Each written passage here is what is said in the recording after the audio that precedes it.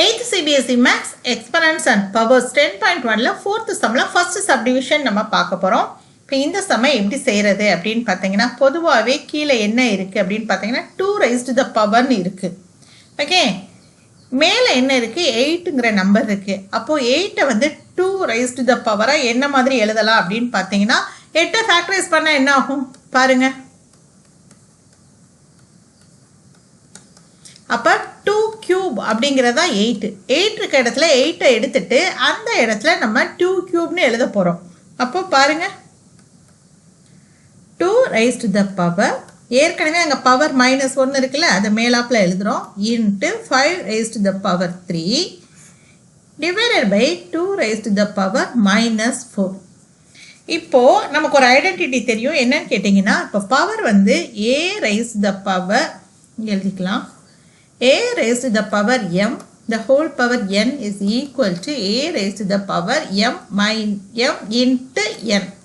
அப்போ இந்த ரெண்டு பவரையும் நம்ம என்ன பண்ண போகிறோம், மல்டிப்ளை பண்ண போகிறோம். இப்போ அதே சேம் இதை தான் நம்ம செய்ய போகிறோம். இப்போ என்ன பண்ண போகிறோம்னா இந்த டேர்ம், எந்த டேர்மில் இதை பண்ண போகிறோம் பாருங்கள், இந்த 3யும் -1ஐயும் நம்ம மல்டிப்ளை பண்ண போகிறோம். அப்போ 2 raised to the power 3 into -1, okay, into 5 raised to the power 3 divided by 2 raised to the power -4.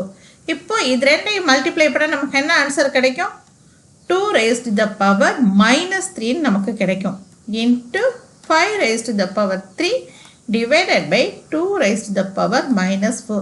இப்போ இது ரெண்டுலையும் பாருங்களேன், இது ரெண்டு டிவிஷனில் இருக்குது, இது ரெண்டும் ஓகே, பேஸ் ரெண்டும் ஈக்குவலாக இருக்குது, மேலே இருக்க எக்ஸ்பெரன்ஸ் தான் டிஃப்ரெண்ட்டாக இருக்குது. அப்போ உங்களுக்கு எந்த ஃபார்முலா ஞாபகத்துக்கு வரணும் அப்படின்னு கேட்டிங்கன்னா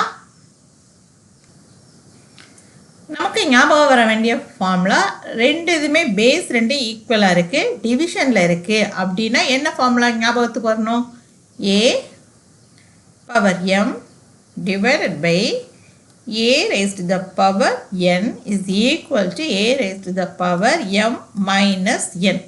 Okay, என்னது m n is equal to a raised to the power m minus n. இதுதானே. இப்போ இதே இதில் தானே இந்த ரெண்டுமே இருக்குது, பேஸ் ரெண்டு ஈக்குவலாக இருக்குது, பவர் டிஃப்ரெண்ட்டாக இருக்குது. அப்போ இதை நம்ம எப்படி எழுதலாம் பாருங்கள், 2 raised to the power -3. இப்போ இது வந்து m, இது வந்து n, mலேருந்து என்ன மைனஸ் பண்ண போகிறோம். அப்போ -4 into 5 raised to the power 3. இந்த டேர்மை நம்ம என்ன பண்ணியிருக்கோம், ரெண்டு காமனாக பேஸ் இருக்கிறதுனால மேலே இருக்கிறதுல நம்ம வந்து மைனஸ் பண்ணியிருக்கோம்.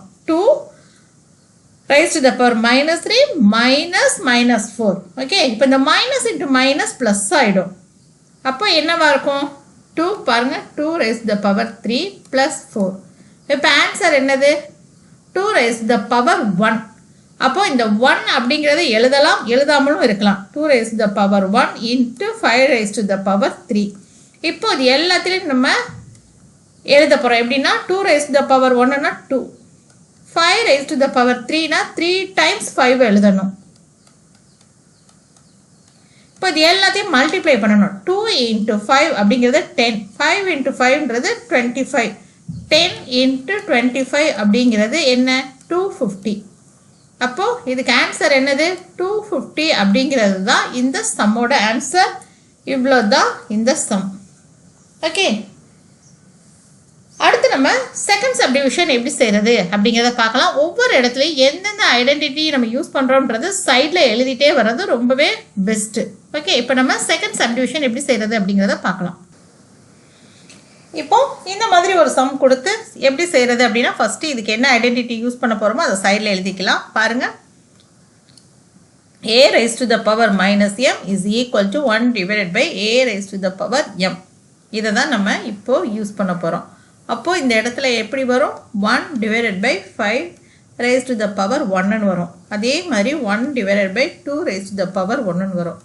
இப்போது இந்த bracket into 1 divided by 6 raised to the power 1. இப்போது இந்த 1ன்றது போட்டாலும் ஒன்று தான், அந்த பவர் 1ன்றது போட்டாலும் ஒன்று தான், போடாட்டி ஒன்று தான். அப்போ இந்த மாதிரி எழுதிக்கலாம்.